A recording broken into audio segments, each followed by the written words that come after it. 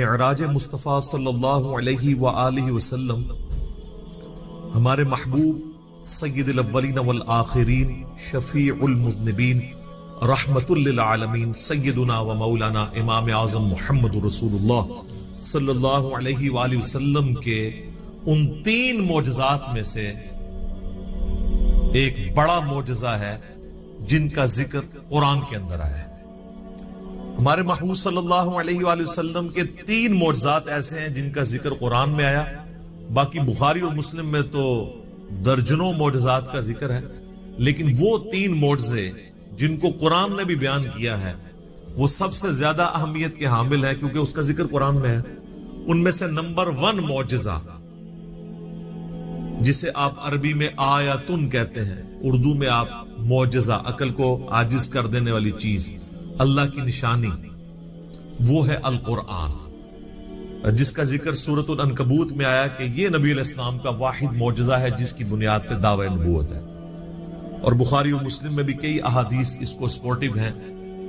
ایک وہ مشہور حدیث ہے بخاری اور مسلم کی کہ اللہ تعالیٰ نے ہر نبی کو کوئی نہ کوئی معجزہ دیا تھا، اور مجھے اللہ نے وحی یعنی قرآن کا معجزہ دیا ہے۔ میں اللہ سے امید کرتا ہوں سب سے زیادہ متبعین قیامت والے دن میرے ہوں گے، کیونکہ میرا معجزہ سب سے زیادہ یونیک ہے، یعنی کتاب کا معجزہ۔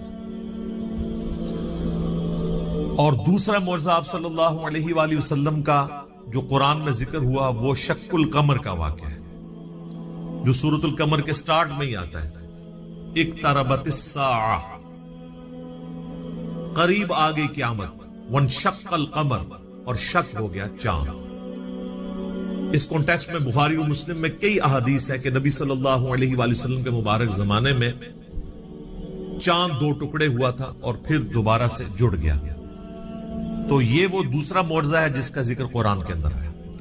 اور تیسرا معجزہ ہے معراج النبی صلی اللہ علیہ وآلہ وسلم کا معجزہ۔ اس کی کوئی تاریخ ہمیں احادیث کی کتابوں میں نہیں ملتی، نہ کوئی مہینے کا پتہ ہے، یہ اندازہ ہی ہے، بہرحال ہمیں اس سے کوئی غرض نہیں ہے۔ اگر کوئی سمجھتا ہے کہ معراج کا مہینہ ہے اور 27ویں رات ہے اور اس اعتبار سے اس مہینے کے اندر اس واقعے کو یاد کیا جاتا ہے تو اس میں کوئی ایسا مسئلہ نہیں ہے، بشرطے کہ اس میں قرآن و سنت سے جو چیزیں ثابت ہیں وہ بیان کی جائیں، قصے کہانیاں بیان نہ کی جائیں جو اکثر قصے اور کہانیاں بیان کی جاتی ہیں۔ تو یہ 3 معجزات ہیں جن کا ذکر اللہ تعالیٰ نے قرآن میں فرمایا ہے۔ اس میں ٹاپ آف دا لسٹ قرآن، اس کے بعد شق القمر والا یعنی چاند کے 2 ٹکڑے ہونے والا معجزہ، اور تیسرا معجزہ آپ صلی اللہ علیہ وآلہ وسلم کی معراج۔ اور یہ بھی یاد رکھیں یہ جو معراج ہم عموماً بولتے ہیں یہ بھی غلط العام ہے، اصل میں اس معجزے کا نام ہے الاسراء والمعراج۔ نبی صلی اللہ علیہ وآلہ وسلم کا رات کا زمینی سفر الاسراء اور المعراج، اور پھر آسمانی سفر، اور یہ دونوں سفر قرآن کے اندر موجود ہیں۔ جو زمینی سفر ہے الاسراء، وہ پارہ نمبر 15 ہمارا سٹارٹ اسی سے ہوتا ہے، سورہ بنی اسرائیل جو سورت نمبر 17 ہے اس کے آغاز میں ہی آتا ہے، اعوذ باللہ من الشیطان الرجیم، بسم اللہ الرحمن الرحیم، سبحان الذی اسری بعبدہ لیلا من المسجد الحرام الی المسجد الاقصی، پاک ہے وہ ذات جو اپنے بندے کو لے گئی راتوں رات مسجد حرام سے مسجد اقصی، ایک دور کی مسجد تک، جس کے ارد گرد برکتیں رکھی ہیں تاکہ ہم اپنے اس بندے خاص کو اپنی قدرت کی نشانیاں دکھائیں۔ الاسراء رات کا سفر، بیت اللہ سے لے کر مسجد ایلیا، یروشلم، بیت المقدس، یہ تینوں نام ایک ہی مسجد کے لیے، اور بعد میں وہاں پہ مسجد بھی بن گئی حضرت عمر کے دور میں، اس کا نام پھر مسجد اقصی رکھا گیا۔ قرآن جب نازل ہوا تھا وہاں اقصی لغت کے معنوں میں آیا تھا ایک دور کی مسجد، مسجد اقصی بعد میں بنائی گئی ہے، پہلے وہ بیت المقدس یا ایلیا یا یروشلم کہلاتا تھا۔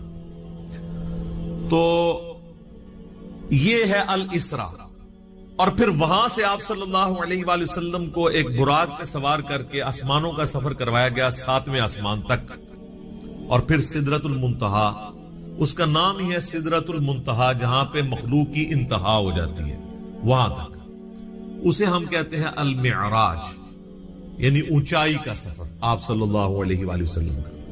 اور اس کا ذکر جو ہے وہ سورۃ النجم सूरत नंबर 53 में आया है, जिसमें वो मशहूर आयत भी आती है फकाना आब कौसैनी औ अदना, जिसके ऊपर इंशाल्लाह मैं डिस्कशन भी कर दूंगा।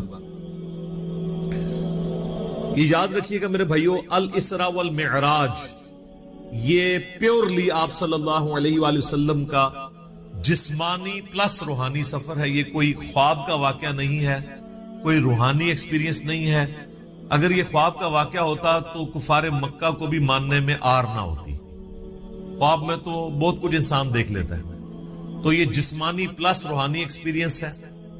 और इसके साथ ये भी याद रखना है कि इसका मॉड बरज़खी है, यानी इसको उस दिन कोई देख के ऑब्जर्व नहीं कर सकता था, इल्ला ये कि अल्लाह ने कोई एक खास मंजर किसी को दिखा दिया, वो अलग बात। वरना यरूशलेम में ऑलमोस्ट 1 लाख के करीब अंबिया जमा हुए, सही मुस्लिम में आता है। यहां तक कि आप सल्लल्लाहु अलैहि वसल्लम ने फरमाया कि मुझे जिब्रील अलैहिस्सलाम ने तमाम नबियों का इमाम भी वहां पर बनाया। मेरे भाई, हमारे शहर में 1 लाख बंदा जमा हो जाए रात के वक्त तो थरथली पड़ जाएगी, और उस जमाने के अंदर, लेकिन किसी ने वो मंजर देखा नहीं है, वो अनसीन बैरियर था। और बेसिकली ये इसलिए करवाया गया, जो सूरह आल इमरान में आया था ना कि अल्लाह ताला ने अंबिया की अरवा से अहद लिया था कि अगर मैं तुम्हें हिकमत दूं, नबूवत दूं, और फिर मेरा कोई पैगंबर तुम में आ जाए तो तुमने उस पैगंबर की तस्दीक करनी है, जिस तरह के यही अलैहिस्सलाम ने हजरत ईसा अलैहिस्सलाम की। और नबी सल्लल्लाहु अलैहि वसल्लम की तस्दीक तो सब अंबिया ने करनी थी, तो वो अल्लाह ताला ने फिजिकली अंबिया कराम को जो है वो बरज़खी तौर पे वहां पे जमा करके और आप सल्लल्लाहु अलैहि वसल्लम के पीछे नमाज पढ़वा के आपकी इमामत का ऐलान करवाया कि आप इमामुल अंबिया हैं सल्लल्लाहु अलैहि वसल्लम, ताकि सूरह आल इमरान का वो वाला वादा पूरा हो।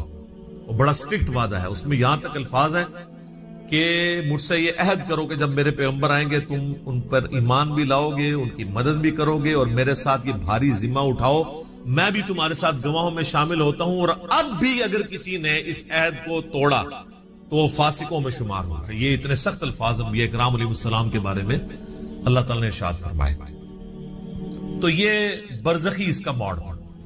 अब अगर किसी को शौक है कि जी मैं ये सारा वाकया एक एक अहादीस के इंटरनेशनल नंबर्स के साथ देखना चाहता हूं, खुद सुनना चाहता हूं, पढ़ना चाहता हूं, तो सुनने की हद तक तो हमने अल्हम्दुलिल्लाह अक्टूबर 2015 में, ये आज मार्च 2020 चल रही है, अक्टूबर 2015 में ऑलमोस्ट समझ लें 4.5 साल पहले डिटेल 3 लेक्चर मसला नंबर 126 ABC 3 नशिस्तों में ऑलमोस्ट 4.5 घंटे की गुफ्तगू वीडियो में रिकॉर्ड करवा दिया। एक एक हदीस का मैंने इंटरनेशनल नंबर भी बताया, तो वो आप देखें, हम इस वीडियो के नीचे भी उसके डिस्क्रिप्शन में लिंक लगा देंगे। और इससे भी बेहतर ये है कि मरने से पहले ऐ मुसलमान कर ले इस पे गौर, किताबों का खुदा और है, बाबों का खुदा और, किताबों का दी और है, बाबों का दी और, किताबों की मेराज और है, बाबों की मेराज और। किताबें खुद खोल के पढ़े, वो मैं आपको हवाला दे देता हूं। सही बुखारी में इंटरनेशनल नंबर है 3887, डिटेल्ड हदीस है पूरी वाकया मेराज की, जिसमें अल इसरा जमीनी सफर भी है, आसमानी सफर, हर आसमान पे किस किस पैगंबर से मुलाकात हुई, 5 नमाजें दी गई, ये सारी की सारी 50 से 5 हुई, हजरत मूसा अलैहिस्सलाम के साथ मुलाकातें हुई, ये पूरी सही बुखारी में इंटरनेशनल नंबर है 3887, और सर सही मुस्लिम 37 हदीस कॉन्सेक्टिव है। शुरू में पहली जिल्द के अंदर इंटरनेशनल नंबर के मुताबिक 411 से लेकर 447, 411 से 447 सिर्फ वाकया मेराज के ऊपर, अल इसरा वल मिअराज। अच्छा, वहां पे भी आपको हेडिंग मिल जाएगी, अल इसरा वल मिअराज, रात का सफर और आसमानों का सफर। और मिशकात में अगर आपने पढ़ना है तो तीसरी जिल्द में आपको 5862 से 5867 तक मुसलसल 6 अहादीस इस हवाले से मिल जाएंगी जो वाकया मेराज से रिलेटेड है, लेकिन जाहिर है कि कुछ स्किप भी हुई है, तो वो आप सही मुस्लिम का वो चैप्टर पढ़ लें 411 से 447 तक। अच्छा, ये जो मैंने दावा किया ना कि ये जिस्मानी प्लस रूहानी सफर है, ये कोई ख्वाब का मामला नहीं है, अगरचे ख्वाब में भी आप इस्लाम को मेराज हुई, वो अलग से। کچھ ضعیف روایتیں بھی ہیں سیدہ عائشہ کی طرف منسوب، حضرت معاویہ کی طرف منسوب، کہ وہ لوگ کہتے تھے کہ نبی علیہ السلام کو خواب میں معراج کروائی گئی، لیکن وہ اصول محدثین پہ جعلی روایت ہے۔ صحیح بخاری کے اندر اوپر تلے 3 طرق سکیٹرڈ فارم میں، اوپر تلے تو نہیں ہے، 3 طرق آئے ہیں۔ انٹرنیشنل نمبر کے مطابق 6613 4716 3888، جس میں ابن عباس کا قول ہے، سورہ بنی اسرائیل کی آیت نمبر 60 میں آتا ہے نا کہ ہم نے نبی صلی اللہ علیہ وآلہ وسلم کو جو منظر دکھایا تھا۔ اب وہاں پہ جو رؤیا کا لفظ استعمال ہوا ہے نا، وہ کہتے ہیں خواب کے لیے استعمال ہوتا ہے، حالانکہ عربی میں رؤیا آنکھوں سے دیکھنے والے منظر کے لیے بھی یہ لفظ استعمال ہوتا ہے۔ بال ابن عباس کا قول امام بخاری اسی آیت کو ہیڈنگ بنا کے لے کے آئے ہیں، سورہ بنی اسرائیل آیت نمبر 60 کے، اور ابن عباس کہا کرتے تھے کہ نبی صلی اللہ علیہ وآلہ وسلم کو جو یہ منظر دکھایا گیا، جو کافروں کے لیے فتنہ بن گیا، قرآن کی آیت ہے۔ فتنہ کیوں بنا؟ میرے بھائی اگر خواب کا منظر ہوتا تو خواب کیوں کافروں کے لیے فتنہ بنتا؟ وہ تو مان لیتے ہیں کہ خواب میں تو کچھ بھی ہو سکتا ہے، فتنہ بنے اس لیے کہ وہ فزیکل کلیم تھا۔ تو ابن عباس کا قول ہے صحیح بخاری میں کہ یہ منظر جو دکھایا گیا، یہ نبی صلی اللہ علیہ وآلہ وسلم نے اپنی جسم کی آنکھوں سے دیکھا تھا، دل کی آنکھوں سے نہیں۔ دل کی آنکھوں سے مراد ہوتا ہے خواب میں، اور جسم کی آنکھوں سے مراد فزیکلی دیکھنا ہے۔ میرے بھائیو، الاسراء والمعراج میں آپ صلی اللہ علیہ وآلہ وسلم کو کئی ایک مناظر دکھائے گئے، جو سورہ بنی اسرائیل کی آیت نمبر 7 جو آیت نمبر سٹارٹ میں 1 ہے، سورت نمبر 17، لِنُرِيَهُ مِنْ آیاتنا، تاکہ ہم اپنے بندے کو اپنی نشانیوں میں سے نشانیاں دکھائیں۔ وہ نشانیاں کون سی تھی؟ ان پہ میں بولوں تو میرے بھائی تقریباً 3-4 گھنٹے اور لگ جائیں گے۔ میں آپ کو موٹی موٹی باتیں بتا دیتا ہوں جو بخاری اور مسلم میں آئی ہیں کہ آپ علیہ السلام کو کیا کچھ دکھایا گیا۔ نمبر 1 سٹارٹ ہوا شق الصدر سے، آپ علیہ السلام کا سینہ چاک کیا گیا، بخاری مسلم میں آتا ہے، اور جنت سے سونے کا تشت لا کے آب زمزم کا پانی ڈال کے جبرائیل علیہ السلام نے نبی علیہ السلام کا دل جو ہے وہ دھویا۔ نمبر 2 آپ صلی اللہ علیہ وآلہ وسلم کو، چونکہ آپ مکے میں تھے، ابھی مدینہ آپ نے جانا تھا، راستے میں ایک شہر میں اتارا گیا اور جبرائیل نے کہا کہ یہ طیبہ ہے، مدینہ، جو آپ کا مسکن عنقریب بننے والا ہے ہجرت کے بعد۔ حضور کو اس وقت تک نہیں پتا تھا کہ یہاں سے تو میری دعوت جو ہے وہ ایسی لانچ ہوگی کہ رومن اور پرشین امپائر بھی کچھ نہیں جائیں گے۔ نمبر 3 پھر آپ کو کوہ طور پہ لے جایا گیا، انبیاء کے مقامات پہ۔ سب سے پہلے نبی علیہ السلام کا اپنا مسکن، اس کے بعد پھر طور سینا کے اوپر، اور کہا گیا کہ یہ وہ ہے جہاں پہ اللہ تعالیٰ نے حضرت موسیٰ علیہ السلام سے کلام کیا تھا۔ نمبر 4 بیت اللحم لے جایا گیا۔ بیت المقدس میں ایک جگہ ہے جہاں پہ حضرت عیسیٰ علیہ السلام کی ولادت ہوئی تھی، تو وہ جگہ بھی دکھائی گئی۔ لہذا اس سے امام نے تیمیہ کے اس عقیدے کا رد ہوا کہ انبیاء کی جو بیٹھنے کی جگہ ہیں ان کا وزٹ کرنا یہ نعوذ باللہ کوئی بدعت ہے۔ نبی علیہ السلام کو تو خود کروائی جا رہی ہے یہ ساری چیزیں، الحمدللہ۔ اور صحیح بخاری میں اوپر تلے 10 احادیث ہیں کہ عبداللہ بن عمر اپنے سفر حج کے دوران ان جگہوں پر نماز پڑھا کرتے تھے جہاں پہ نبی علیہ السلام کے ساتھ جب انہوں نے سفر کیا تھا تو جہاں جہاں اتر کے نماز پڑھی تھی۔ تو اس میں امام بخاری نے باب باندھا ہے کہ نبی علیہ السلام کی جگہوں کو تلاش کر کے وہاں پہ نماز پڑھنا۔ حتیٰ کہ مسند احمد میں آتا ہے کہ وہ اس جگہ پہ پیشاب بھی کرتے تھے جہاں نبی علیہ السلام نے اپنے سفر حج میں پیشاب کیا تھا۔ بخاری میں الفاظ ہیں نافع کے کہ مسجدیں موجود تھیں راستے میں، مسجد کے پاس نالوں کے قریب جو پتھر تھے وہاں پہ وہ نماز پڑھتے تھے، مسجد میں نہیں پڑھتے تھے۔ وہ کہتے تھے مسجد تو بعد میں بنی ہے، نبی علیہ السلام نے اس پتھر پہ نماز پڑھی تھی۔ یہ اتباع سنت کا جذبہ تھا۔ تو ظاہر نبی علیہ السلام سے لیا۔ 4 چیزیں ہوں گی جی، شق الصدر، مدینہ شریف دکھایا گیا، طور سینا، بیت اللحم، اور اس کے بعد صحیح مسلم میں آتا ہے قبر موسیٰ دکھائی گئی۔ نبی علیہ السلام کہتے ہیں میں نے سرخ ٹیلے کے پاس موسیٰ علیہ السلام کو ان کی قبر میں نماز پڑھتے ہوئے دیکھا، اور اگر میں گزروں میں تمہیں وہ قبر بھی دکھا سکتا ہوں۔ وَقَائِمٌ يُصَلِّي فِي قَبْرِي، وہ کھڑے اپنی قبر میں نماز پڑھ رہے تھے۔ لیکن یہ معاملہ ہے برزخی، حیات انبیاء کے اوپر یہ ثبوت ہے، لیکن برزخی معاملہ۔ اس کے بعد آپ صلی اللہ علیہ وآلہ وسلم کو بیت المقدس میں انبیاء کی امامت کروائی گئی، 1 لاکھ کے قریب پیغمبروں کو جمع کیا گیا، اور جبرائیل علیہ السلام نے کہا کہ آپ ان کی امامت کروائیں. یہ صحیح مسلم میں آتا ہے. اچھا پھر دجال دکھایا گیا. یہ بھی آتا ہے بخاری مسلم میں. دجال بھی دکھایا گیا. پھر آپ علیہ السلام کو آسمانوں کی سیر کروائی گئی.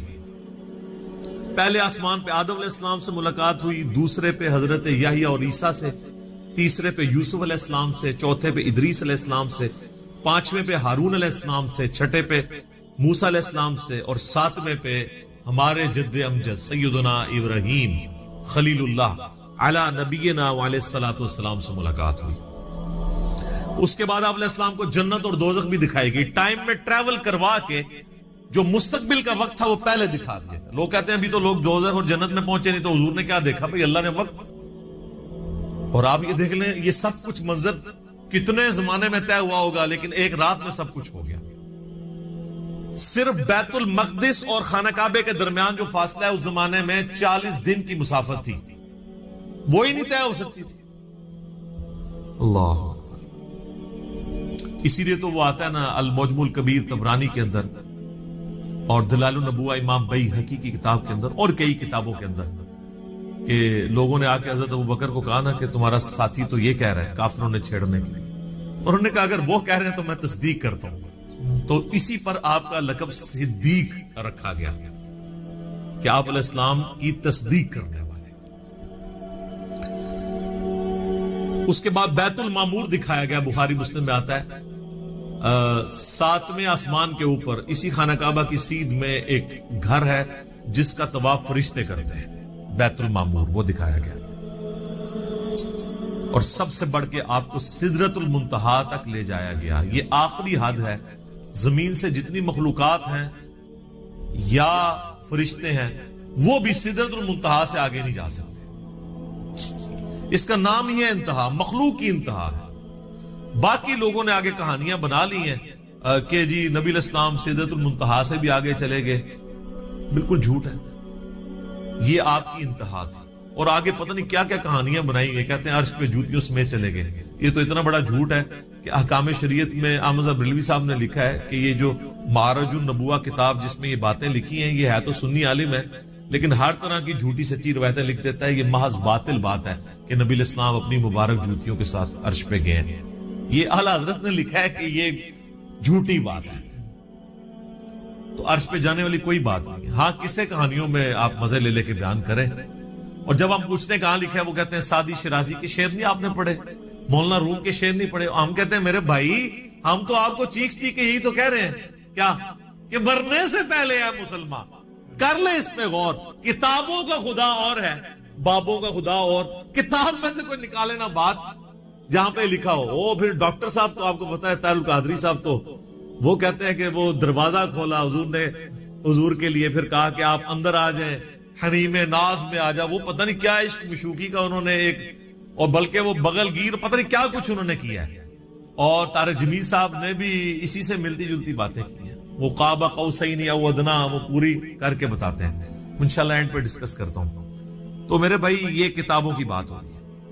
اور سدرۃ المنتہا ہی پہ اللہ تعالیٰ کی ملاقات ہوئی اپنے محبوب علیہ السلام کے ساتھ, اور سورۃ النجم میں اس کا ذکر ہے. وہاں پہ اللہ تعالیٰ نے وحی بھی کی آپ علیہ السلام کو.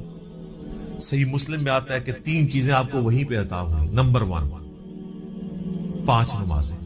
وہ ڈیٹیل بخاری مسلم میں آتی ہے کہ 50 تھی, کم ہوتے ہوئے موسیٰ علیہ السلام کے پاس جب وہ آتے تھے نا چھٹے آسمان کے اوپر, تو کہتے تھے حضرت زیادہ ہے کم کروائیں. ایک پھیرے بس اور لگڑا تھی, وہ کو نہیں لگیا, ورنہ وہ 5 کام ہوتے 5 تک رہ گئی. پھر اس میں الفاظ ہیں بخاری مسلم میں, اللہ نے کہا کہ میرا قول بھی نہیں بدلے گا, تمہاری امت پڑے گی 5. سورۃ الانعام میں ہے کہ ایک نیکی 10 کے برابر ہے, تو میں ان کو ثواب 10 کا ہی دوں گا. ایک کے بدلے 10 کا, تو نمازیں 50 کا ہی ثواب ملے گا 5 کے گیز میں.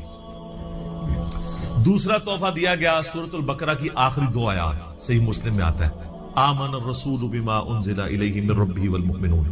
سر یہ 2 آیات وہ ہیں جو اس دنیا میں نازل نہیں ہوئی ہیں, آسمانوں پہ نازل ہوئی ہیں. آسمان سے آسمانوں پہ نبی علیہ السلام کے مبارک سینے پہ. اور صحیح مسلم میں آتا ہے کہ تیسری چیز جو آپ کو دی گئی کہ آپ کا جو کوئی امتی شرک نہیں کرے گا نا میں اسے معاف کر دوں.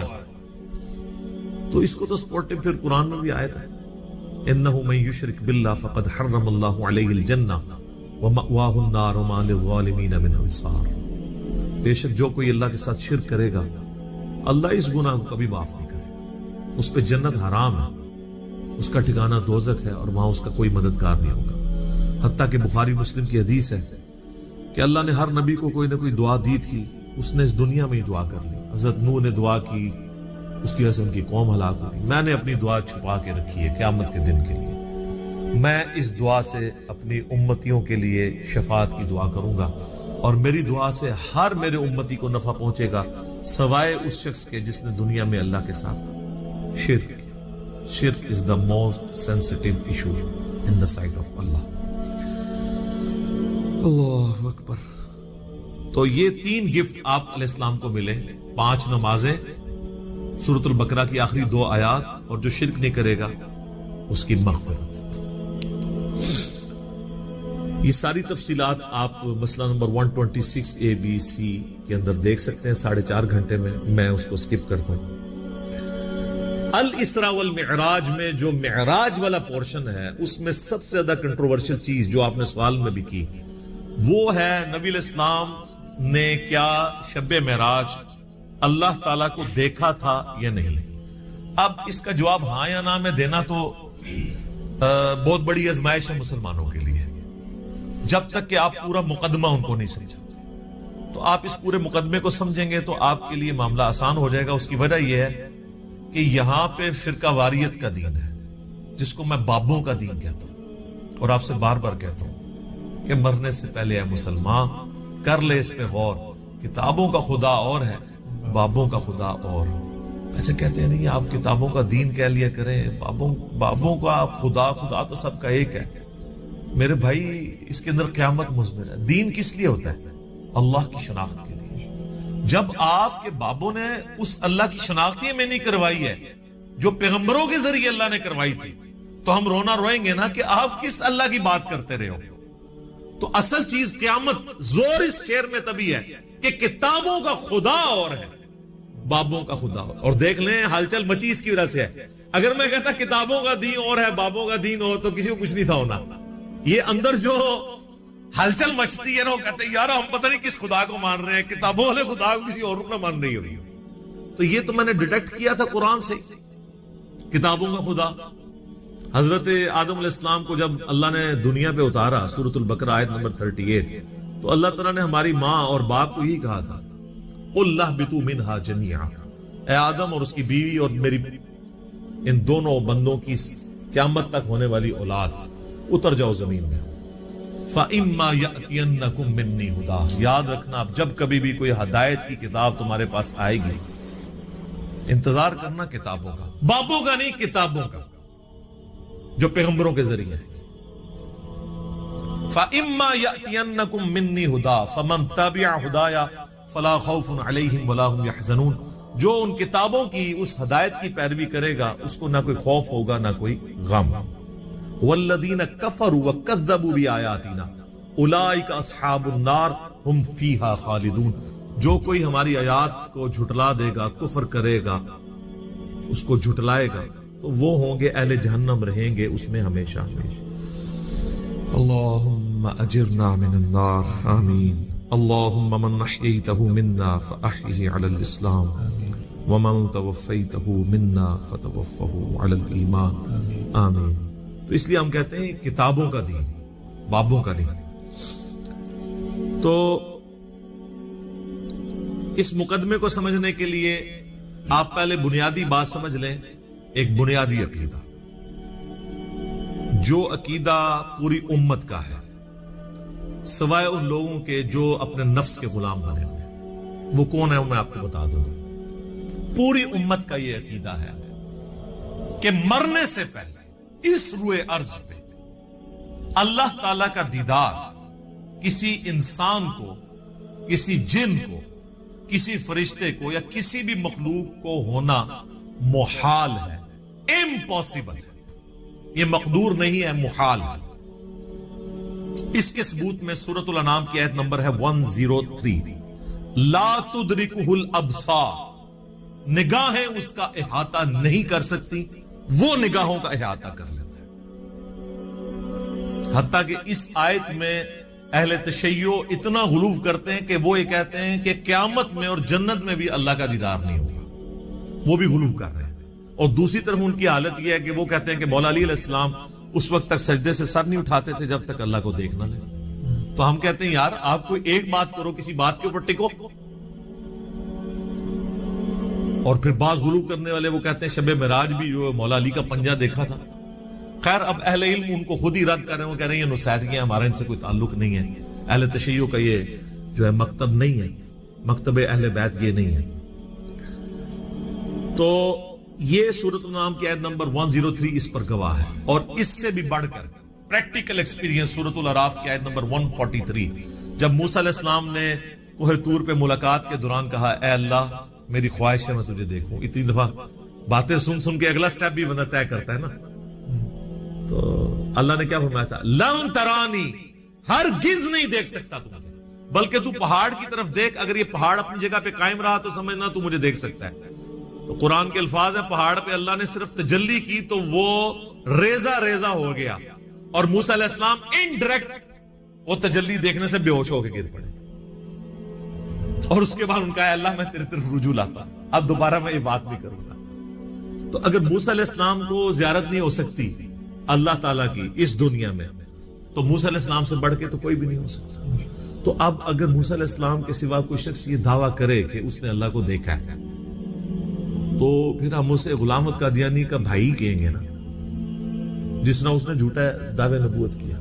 یہ کم از کم اسے کہنا چاہیے کہ تو جھوٹ بولتا ہے، یا تو پھر یہ کلیم کرتا ہے کہ تو مسلمان ہو کے موسیٰ علیہ السلام سے بڑا مرتبہ رکھتا ہے، حالانکہ موسیٰ علیہ السلام تو اولو العزم پیغمبروں میں سے ہے، جو سورہ شورا کے اندر آیا ہے۔ 5 اولو العزم پیغمبر ہیں، نمبر 1 ہمارے محبوب علیہ السلام، اس کے بعد حضرت ابراہیم علیہ السلام، پھر نوح علیہ السلام، موسیٰ علیہ السلام اور عیسیٰ علیہ السلام۔ تو تو اولو العزم پیغمبروں سے بھی آگے بڑھ گئے، تو پھر ہم یہی کہیں گے۔ سورۃ الحجر کی آیت نمبر 99 آخری آیت میں بھی آیا ہے وَاعْبُدْ رَبَّكَ حَتَّى يَأْتِيَكَ الْيَقِينُ، اپنے رب کی عبادت کرتے جاؤ یہاں تک کہ تمہیں یقین نصیب ہو جائے، تمہیں موت آ جائے۔ تمام نے اس یقین کا ترجمہ موت کیا ہے۔ مرنے سے پہلے یقین نہیں آ سکتا، کیونکہ یقین اس وقت آتا ہے جب آپ فزیکلی دیکھیں۔ تو یہی تو آپ کو انعام ہے، ان الذین یخشون ربهم بالغیب لہم مغفرۃ واجر کبیر، جو بغیر دیکھے اپنے رب سے ڈرتے ہیں ان کے لیے ہے مغفرت اور بہت بڑا اجر۔ اور صحیح مسلم میں انٹرنیشنل نمبر کے مطابق 7356 نمبر حدیث ہے دجال کے کانٹیکسٹ میں۔ نبی علیہ السلام فرماتے ہیں کہ یہ دجال آئے گا تو اس کے ماتھے پہ کافر لکھا ہوگا، لیکن وہ کاف فا را یا کاف الف فا را لکھا ہوگا، ایبریویشنز۔ تو لوگ جو اہل ایمان ہے نبی علیہ السلام کہتے ہیں وہ پڑھ لیں گے کہ یہ کافر لکھا ہے، تو ان کو پتہ چلے گا دجال ہے۔ دوسرے لوگ نہیں پڑھ پائیں گے، چاہے مومنین میں بھی منافقین ہوئے، اور وہ ہو سکتا ہے کاف سے کشف پڑھ لیں، الف سے الہام پڑھ لیں، فا سے فیض پڑھ لیں، اور را سے روحانیت پڑھ لیں کہ جی یہ تو بہت بڑے بزرگ ہیں۔ اچھا، اس حدیث میں 7356 میں آتا ہے کہ نبی علیہ السلام نے فرمایا کہ وہ خدائی کا دعویٰ کرے گا دجال یاد رکھو تم میں سے کوئی شخص اپنے رب عز و جل کو نہیں دیکھ سکتا یہاں تک کہ اسے موت آ جائے۔ یہ الفاظ ہیں، کیا مطلب کہ مرنے سے پہلے کوئی اللہ کو نہیں دیکھ سکتا، مرنے کے بعد دیکھیں گے انشاءاللہ۔ انشاءاللہ تو مرنے سے پہلے آپ نہیں دیکھ سکتے، تو آپ بھی مرنے سے پہلے ہے مسلمان، کر لے اس پہ غور۔ کتابوں کا خدا اور ہے، بابوں کا خدا اور۔ اب آپ سوچ رہے ہوں گے بابوں نے کیا کام ڈالا ہوا ہے، تو اے ہوں آگے جو کام کی پایا جی انہوں نے، اے دے تسی کتابوں نے خدا دی تعریف سن لی۔ بابوں نے کیا کام ڈالا ہے جناب؟ تذکرۃ الاولیاء شیخ فرید الدین عطار المتوفی 627 ہجری کی کتاب ہے، جو بریلوی اور دیوبندی دونوں چھاپ رہے ہیں اور کہہ رہے ہیں سارے اولیاء کے حالات زندگی اس میں لکھے ہوئے ہیں۔ ایسی کو کتاب نہیں، اس میں بایزید بسطامی کی معراج لکھی ہوئی ہے، المتوفی 261 ہجری۔ ان کا امام ابو یزید بسطامی اور میرا امام ابو الحسین مسلم بن حجاج القشیری المتوفی 261 ہجری، وہ بھی 261 میں فوت ہوئے ہیں، یہ بھی 261 میں فوت ہوئے ہیں۔ تو آپ لوگوں نے مایوس نہیں ہونا، ان لوگوں کے بارے میں تو مجھے یقین ہے کہ یہ لوگ تو اللہ کے دیدار سے محروم ہوں گے جنہوں نے بد عقیدگیاں پھیلائی ہیں، لیکن آپ لوگ مایوس نہ ہوں، हर मुमिन को क़यामत के दिन अल्लाह ताला का दीदार होगा और जन्नत में भी दीदार होगा इंशाअल्लाह ताला। इस पे दर्जनों अहादीस बुखारी मुस्लिम की और कुरान की आयात भी गवाह हैं। और आप देखें दुनिया में भी अल्लाह ने एक थोड़ा सा मॉडल रखा हुआ है। नमाज मुमिन की मेराज है। क्यों कहा जाता है? नमाज मेराजुल नबी में तोहफा मिला है। वहां सिदरतुल मुंतहा पे अल्लाह और नबी ने डायरेक्ट बातें की थी हिजाब के अंदर, वो मैं बाद में हदीस बताऊंगा। आप यहां दुनिया पे बैठ के अल्लाह से बातें कर सकते हैं नमाज के अंदर। बाकी ये जो कहानी मशहूर है ना कि ये मेराजुल नबी की गुफ्तगू है अल्लाह की और नबी इस्लाम की अत्तहियातु लिल्लाहि वस्सलावातु वत्तय्यिबात, ये बिल्कुल कहानी है, ये किसी हदीस में नहीं आई है। बुखारी मुस्लिम में तो वाज़ेह आया है। सहाबा इकराम कहते हैं रसूलुल्लाह सल्लल्लाहु अलैहि वसल्लम नमाज का तशहुद हमें कुरान की तरह सिखाते थे। इब्ने मसूद कहते हैं कि मेरे हाथ को नबी इस्लाम ने अपने दोनों मुबारक हाथों में लेके मुझे ये सिखाया था अत्तहियातु लिल्लाहि वस्सलावातु वत्तय्यिबात। तो ये नबी इस्लाम ने सिखाया हुआ है, इसका मिराज के साथ कोई ताल्लुक नहीं है। ये कहानी है जो आप बचपन से सारे सुनते हैं। जी नबी इस्लाम ने कहा अत्तहियातु लिल्लाहि वस्सलावातु वत्तय्यिबात, अल्लाह ने कहा अस्सलामु अलैका अय्युहन नबिय्यु व रहमतुल्लाहि व बरकातुहू, तो नबी इस्लाम ने नाउज़ुबिल्लाह फिर करेक्शन की और कहा अस्सलामु अलैना व अला इबादिल्लाहि सालिहीन, और फिर फरिश्तों ने कहा अशहदु अल्ला इलाहा इल्लल्लाह व अशहदु अन्ना मुहम्मदन अब्दुहु व रसूलुहु। एक कहानी है सर, किड्डी वड्डी कहानी है और बचपन तो सुन रहे हो। आज तक किसी मौलवी को पूछा है वो कहानी जेड़ा बरेलवी भी बयान करता है, देवबंदी भी बयान करता है, अहले हदीस भी बयान करता है, किसी ने नहीं पूछा लिखी कहां हुई ये कहानी है। सूरतुल क़ियामा की आयत नंबर 22 और 23 में आया है, अल्लाह ताला ने फरमाया वुजूहुन यौमा इदिन नाज़िरा, उस दिन ऐसे चेहरे होंगे जो तरोताजा होंगे, इला रब्बिहा नाज़िरा, अपने रब की तरफ देख रहे होंगे। जो तरोताजा चेहरे होंगे वो अपने रब की तरफ देख रहे होंगे। अच्छा, बाल लोग कहते हैं नहीं कि वो यहां देखने से मुराद है कि वो रहमत का इंतजार कर रहे होंगे, वो जिन्होंने नहीं मानना। तो ये जो सूरतुल फजर की आयत है वजाअ रब्बुका वल मलकु सफ़्फ़न सफ़्फ़ा, क़यामत वाले दिन अल्लाह और फरिश्ते कतार दर कतार इस दुनिया पे उतरेंगे, क्योंकि मैदान महशर इस दुनिया में अदालत लगनी है। तो जैसा अल्लाह की शान के लायक है वो जमीन पे उतरेगा।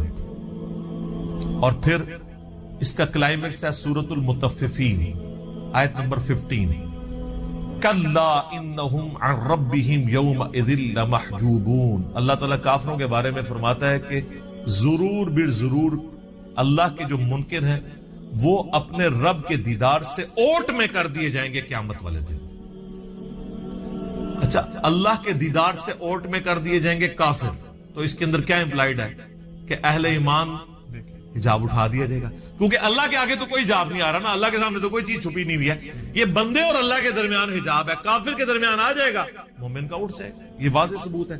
लिहाजा शिया का मौकिफ जो है बातिल है, बल्कि मैं शिया को दावत दूंगा कि अल्लाह के बंदो, हमारी नमाजों इबादत इन सारी चीजों का क्या हासिल होना है कि अगर हम जन्नत में पहुंच जाएं और तब भी अपने रब को ना देख सकते। कुरान की दर्जनों आयात में जो अल्लाह ताला बार बार कहता है कि बगैर देखे अपने रब से डरते हैं, तो ये पर्दा आखिर उठना है ना, कभी उस दिन उठना है कि जिस दिन अल्लाह ताला ने ये इम्तिहान में आपको पास कर देना है कि हाँ जी तुम बगैर देखे डरते थे ना, अब इसका इनाम है, मुझे देख लो। ये तो इंप्लाइड है इसमें, वरना तो दीन की लज्जत ही खत्म है अगर क़यामत में जन्नत में अल्लाह का दीदार नहीं है। बुखारी मुस्लिम में दर्जनों अहादीस है।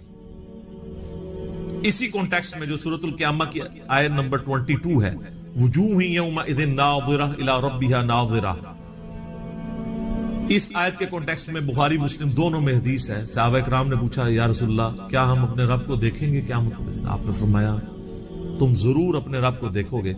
14वीं रात का चांद जब छाया होता है और कोई बादल ना हो तो तुम्हें उस चांद को देखने में कोई तकलीफ महसूस नहीं होती।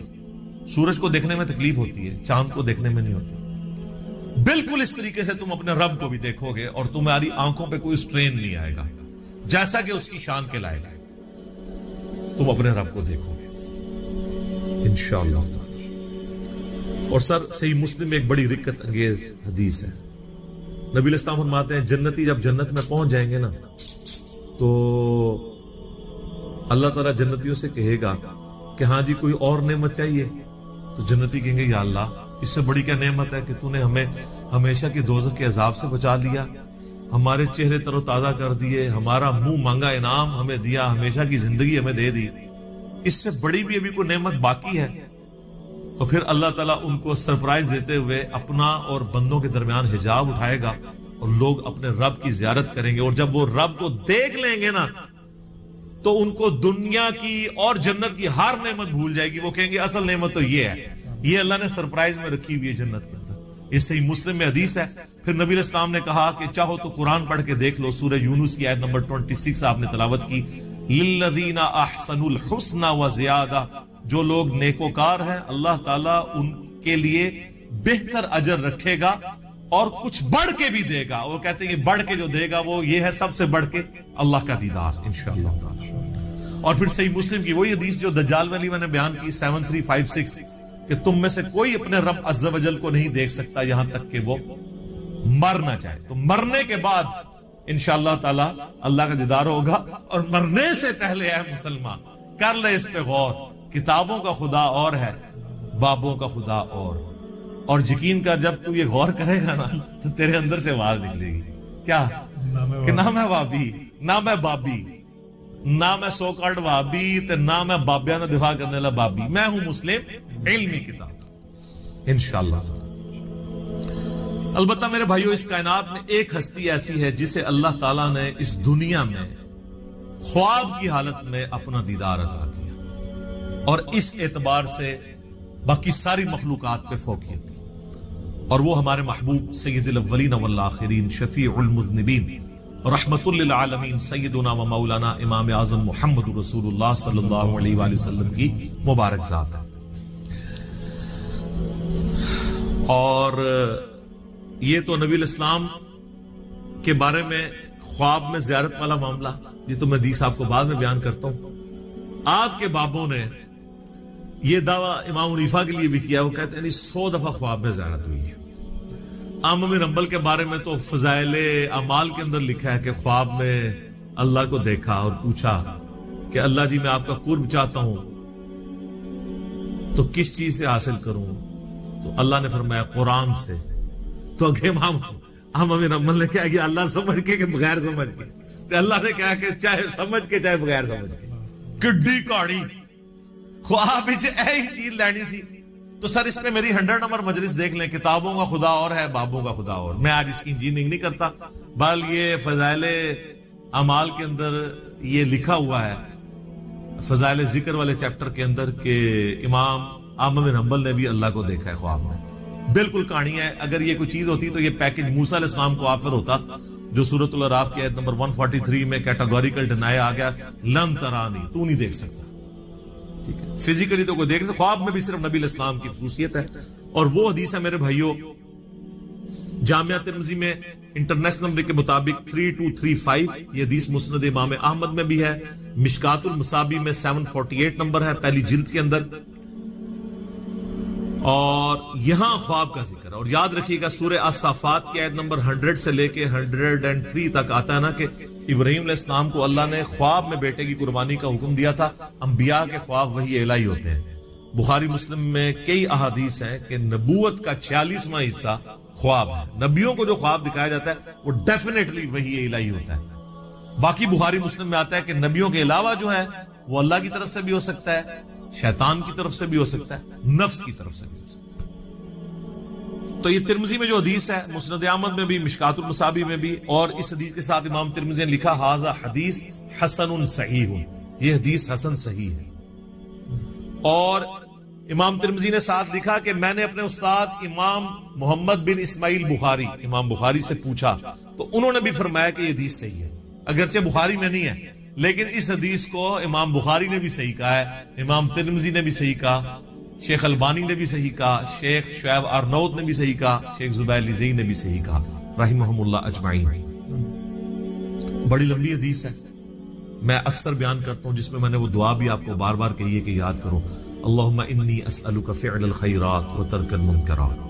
اس میں الفاظ ہیں جو آج کی ضرورت ہے کہ میں نے خواب میں اپنے رب کو بڑی خوبصورت صورت میں دیکھا، اور پھر یہ بھی الفاظ ہے کہ اللہ تعالیٰ نے میرے دونوں شانوں کے درمیان اپنا ہاتھ مبارک رکھا، اور میں اس کی تشبیہ بھی نہیں دوں گا کیونکہ لیس کمثلہ شیء، اللہ کی مثل کوئی شے نہیں، حتیٰ کہ میں نے اس کی انگلیوں کے پوروں کی ٹھنڈک اپنے قلب پہ محسوس کی جیسا کہ اس کی شان کے لائق ہے۔ باقی لمبی حدیث ہے، لیکن اس میں سے یہ پورشن میں نے بیان کرنا تھا کہ خواب میں نبی الاسلام کو زیارت ہوئی ہے۔ اب یہاں پہ یاد رکھیے گا، ایک بہت میں آپ کو کریٹیکل پوائنٹ دینے لگا ہوں۔ اگر کوئی شخص اللہ ہی کو دیکھ لے تو اب کائنات میں کوئی غیب ایسا رہ گیا جو اس کے لیے اٹریکٹیو ہو، اس سے بڑی تو کوئی چیز نہیں۔ تو پھر قیامت والے دن نبی علیہ السلام کے لیے اللہ نے کیا انعام رکھا ہوا ہے؟ آپ کو دنیا میں مل گیا سب کچھ۔ ہمیں تو کہا گیا نا سورۃ الملک کی آیت نمبر 12 میں، ان الذین یخشون ربهم بالغیب لہم مغفرۃ واجر کبیر، جو بن دیکھے اپنے رب سے ڈرتے ہیں ان کے لیے مغفرت اور بہت بڑا اجر ہے۔ اور آپ نے سن لیا کہ جنت میں اللہ کا دیدار، قیامت میں اللہ کا دیدار۔ تو نبی علیہ السلام نے اگر دنیا میں ہی اللہ کو دیکھ لیا تو نبی علیہ السلام کے لیے پھر کون سا نام ہے؟ تو اس کے اندر امپلائیڈ ہے کہ نبی علیہ السلام کے لیے انعام یہ ہے کہ دنیا میں دیکھا ہے خواب کی حالت میں، فزیکل ہی نہیں دیکھا، دل کی آنکھوں سے دیکھا۔ فزیکل دیکھنا ابھی باقی ہے ان کا بھی، وہ حضور کے لیے ابھی بھی غیب کی چیز ہے۔ تو آپ علیہ السلام کے لیے بھی انعام باقی ہے۔ تو جو لوگ اس دنیا میں حضور کا فزیکل دیکھنا مانگتے ہیں یا شب معراج فزیکل دیکھنا مانگتے ہیں، تو ان کے لیے علمی چیلنج ہے کہ پھر بتاؤ کہ نبی علیہ السلام کے لیے قیامت اور جنت میں اور کون سا انعام ہوگا اس سے بڑھ کے، اگر آپ اپنا سب سے بڑا انعام پہلے ہی اویل کر چکے ہیں۔ اور یہ پوائنٹ جس شخصیت نے ہائی لائٹ کیا ہے، میں اس کا کریڈٹ اسی کو دیتا ہوں، مولانا اسحاق صاحب رحمہ اللہ تعالی، المتوفی 213 عیسوی مطابق 28 اگست 2013۔ انہوں نے یہ چیز ہائی لائٹ کی تھی، اور یہ میں نے نہ آج تک کسی کتاب میں پڑھی نہ کسی اسکالر سے سنی۔ اسکالر نے بیچارے نے کیا بیان کرنا ہے، یہ مولانا اسحاق کو کریڈٹ جاتا ہے کہ انہوں نے یہ ایسا علمی، آپ کہتے ہیں وہ جس طرح وہ تاش میں کہتے ہیں نا یکا پھینکنا، کہ بتاؤ کہ اگر حضور نے بھی اللہ تعالیٰ کو فزیکلی دیکھ لیا جو تمہارا کلیم ہے، تو حضور علیہ السلام کے لیے تو اب کوئی چیز نہیں رہے گی باقی۔ تو خواب میں ہی دیکھا، فزیکلی نہیں دیکھا۔ شب معراج بھی دیکھا تو پردے میں دیکھا، فزیکلی نہیں دیکھا۔ وہ انشاءاللہ میں اس کے اوپر ڈسکشن کرتا ہوں آخر میں۔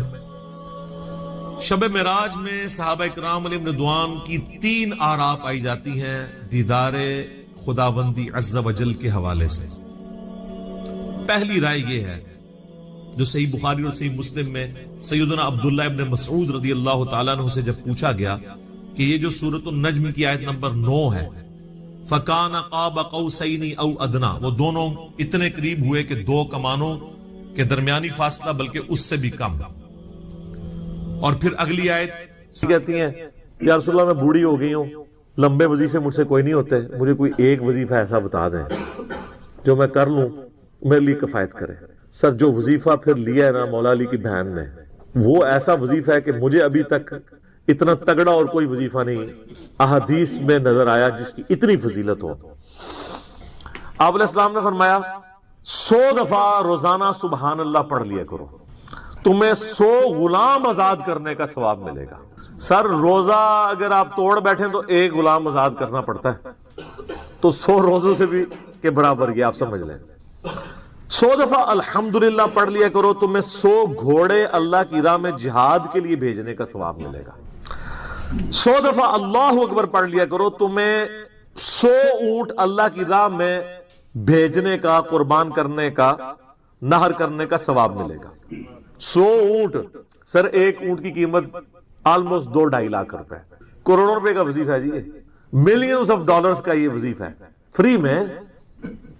اور 100 دفعہ لا الہ الا اللہ پڑھ لیا کرو، یہ زمین و آسمان کے درمیان جتنا فاصلہ ہے اس کو ثواب سے بھر دے گا۔ سر لا الہ الا اللہ کے پھر برابری کون کر سکتا ہے؟ وہ حدیث بطاقہ ہے نا، کاغذ کے پرزے والی حدیث جامع ترمذی میں، کہ ایک شخص کے 99 دفاتر گناہوں کے کھولے جائیں گے اور نامہ اعمال تل رہا ہوگا، تو اللہ تعالیٰ فرمائے گا میں کسی کے ساتھ ناانصافی نہیں کرتا۔ دوسری طرف ایک کاغذ کا ٹکڑا ڈالا جائے گا جس پہ لا الہ الا اللہ لکھا ہوگا۔ وہ شخص کہے گا یہ ایک ٹکڑا کیا کر سکتا ہے؟ بس وہ رکھنے کی دیر ہوگی وہ پڑھنا بھاری ہو جائے گا. اللہ کے نام سے تو وزنی کوئی چیز نہیں ہو سکتی. اسے کہتے ہیں کاغذ کے پرزے والی حدیث. اس کے لیے جنت کا حکم ہو جائے گا. لا الہ الا اللہ کا مقابلہ نہیں ہے. تو یہ 4 وظیفے ہیں: سبحان اللہ، الحمدللہ، اللہ اکبر، لا الہ الا اللہ. یہ اتنا محبوب وظیفہ ہے کہ جو سنن نبی داؤد میں، جامع ترمذی میں صلاۃ و تسبیح والی حدیث ہے، اس میں 300 دفعہ کون سے کلمات پڑھے جاتے ہیں؟ یہی سبحان اللہ والحمدللہ ولا الہ الا اللہ واللہ اکبر. بس اتنا ہی پڑھنا ہوتا ہے. یہ ولا حول ولا قوت الا باللہ کی حدیثیں الگ سے ہیں، لیکن صلاۃ و تسبیح میں اتنا ہی پڑھنا ہوتا ہے، 4 کلمات. حتیٰ کہ صحیح مسلم میں حدیث ہے، نبی علیہ السلام نے فرمایا یہ 4 کلمات مجھے ہر اس چیز سے بڑھ کر محبوب ہیں جن پہ سورج طلوع ہوتا ہے. یعنی دنیا اور جو کچھ دنیا کے اندر ہے اس سے بڑھ کر مجھے یہ چیز محبوب ہے کہ میں یہ 4 کلمات کہہ لوں: سبحان اللہ والحمدللہ ولا الہ الا اللہ واللہ اکبر. اور صحیح مسلم کی ایک اور حدیث ہے کہ نبی علیہ السلام نے فرمایا اللہ تعالیٰ کو اس سے بڑھ کر کوئی اور کلمات محبوب نہیں ہے. اور یہ حصہ بخاری میں بھی ہے اس کا. اور اس میں اللہ تعالیٰ کی طرف سے کوئی پابندی نہیں ہے، تم ان کی ترتیب بھی بدل سکتے ہو. یعنی سبحان اللہ کے بعد آپ اللہ اکبر پڑھ لیں، پھر لا الہ الا اللہ، کوئی فرق نہیں ہے. یہ ایک اوپن چیز ہے. آپ یوں بھی کر سکتے ہیں کہ پہلے 100 دفعہ پڑھ لیں سبحان اللہ سبحان اللہ سبحان اللہ، الحمدللہ الحمدللہ الحمدللہ، اللہ اکبر، کیونکہ را کو پھر لام سے ملائیں گے، اللہ اکبر اللہ اکبر اللہ اکبر، لا الہ الا اللہ لا الہ الا اللہ لا الہ الا اللہ. اور یوں بھی پڑھ سکتے ہیں، وہ زیادہ بہتر ہے، سبحان اللہ والحمدللہ ولا الہ الا اللہ واللہ اکبر. کیونکہ اکبر پہ وقف کریں گے، ورنہ یہ سبحان اللہ تو الحمدللہ ہی پڑھ نہیں سکتے آپ، کیونکہ الحمدللہ الحمدللہ بنے گا کانٹینیوس، جیسے اللہ اکبر اللہ اکبر اللہ اکبر بنتا ہے. تو وقف کرنا پڑے گا سوائے سبحان اللہ کے. سبحان اللہ یہ تو پڑھ سکتے ہیں، لیکن الحمدللہ کو الحمدللہ الحمدللہ وقف کرنا پڑے گا. اللہ اکبر اگر ملائیں گے تو اللہ اکبر، را کو لام سے، تو اس کی بجائے اتنی مشکل میں نہ پڑھیں. سبحان اللہ والحمدللہ ولا الہ الا اللہ واللہ اکبر. ایک تسبیح پڑھ لے، 4 وظیفے 100 دفعہ ہو جائیں گے، کیونکہ نبی علیہ السلام نے اجازت دے دی ہے نا، آگے پیچھے دائیں بائیں کچھ بھی کر سکتے ہو. اور یہ ترتیب تو صلاۃ و تسبیح میں موجود ہے. نبی علیہ السلام نے کلمات پڑھے بھی ہیں. آپ کو پتا ہے تبلیغی جماعت والے 3 وظیفے بتاتے ہیں، ویسے بڑی سمجھداری سے ہی کسی نے وہ ڈیوائز کیے ہوئے ہیں. 100 دفعہ وہ یہ بتاتے ہیں سبحان اللہ والحمدللہ ولا الہ الا اللہ واللہ اکبر. وہ ساتھ وہ بتاتے ہیں ولا حول ولا قوت الا باللہ، وہ بھی پڑھ سکتے ہیں. وہ بھی صحیح بخاری میں رات کو اٹھتے وقت کی دعا ہے. ہل علی العظیم تک بھی پڑھ سکتے ہیں، وہ ابن ماجہ میں موجود ہے. تو یہ جو صلاۃ و تسبیح کے اندر بھی پڑھا جاتا ہے، لیکن اس میں لا حول ولا قوت الا باللہ نہیں. وہ تو لادہ سے بخاری مسلم میں حدیث ہے کہ جنت کے خزانوں میں سے ایک خزانہ ہے لا حول ولا قوت الا باللہ. تو آپ پڑھنا چاہتے ہیں ضرور پڑھیں. اس میں وظیفے کے طور پہ آپ پوری تسبیح اس کی پڑھ لیں بے شک. تو تبلیغ جماعت والے یہ بتاتے ہیں 100 دفعہ درود شریف بتاتے ہیں اور 100 دفعہ استغفار بتاتے ہیں. تو بہت انٹلیکچوئل چیز ہے. یہ وظیفہ اتنا کمال ہے کہ آپ کے ہر فرض نماز کے بعد یہ وظیفہ نبی علیہ السلام نے مشروع کیا ہے. مسلم شریف میں حدیث ہے ہر فرض نماز کے بعد یہ وظیفہ پڑھنے والا کبھی نامراد نہیں جاتا. 33 دفعہ سبحان اللہ، 33 دفعہ الحمدللہ اور 34 دفعہ اللہ اکبر. اور ایک حدیث میں ہے مسلم شریف کی کہ جو پڑھے 33 دفعہ سبحان اللہ، 33 دفعہ الحمدللہ، 33 دفعہ اللہ اکبر اور 100 کا عدد پورا کرنے کے لیے پڑھ لے لا الہ الا اللہ وحدہ لا شریک لہ لہ الملک ولہ الحمد وہو علی کل شیء قدیر. 100 کا عدد اس سے بھی پورا کر سکتے ہیں اور 100 کا عدد اللہ اکبر کہہ کے بھی پورا کر سکتے ہیں. تو اس کے سارے گناہ معاف کر دیے جائیں گے، اگرچہ سمندر کی جھاگ کے برابر ہی کیوں نہ ہو. لیکن وہ صغیرہ گناہ، کبیرہ گناہ صرف توبہ سے معاف ہوتے ہیں. وہ صحیح مسلم میں حدیث ہے کہ اگر بڑے گناہوں سے بچا جائے تو ایک جمعے سے دوسرا جمعہ، ایک رمضان سے دوسرا رمضان اور ایک نماز سے دوسری نماز درمیان کے گناہوں کا کفارہ بن جائے گی. لیکن جو نماز ہی نہیں پڑھتا تو جمعہ پڑھتا رہے تو وہ تو بڑے گناہوں سے نہیں بچا ہوا نا. مسلم شریف میں حدیث ہے بندے کے کفر اور اسلام کے درمیان فرق نماز ہے. یہ نہ ہو گیا ایک رمضان پڑھ لے اگر رمضان کے لیے چلے سارے، نہیں نا، اس طرح نہیں ہوگا. تو یہ وظیفہ اتنا کمال ہے، بخاری مسلم دونوں میں حدیث ہے. کچھ غریب صحابہ حضور کے پاس ہے، یا رسول اللہ ہر مقابلے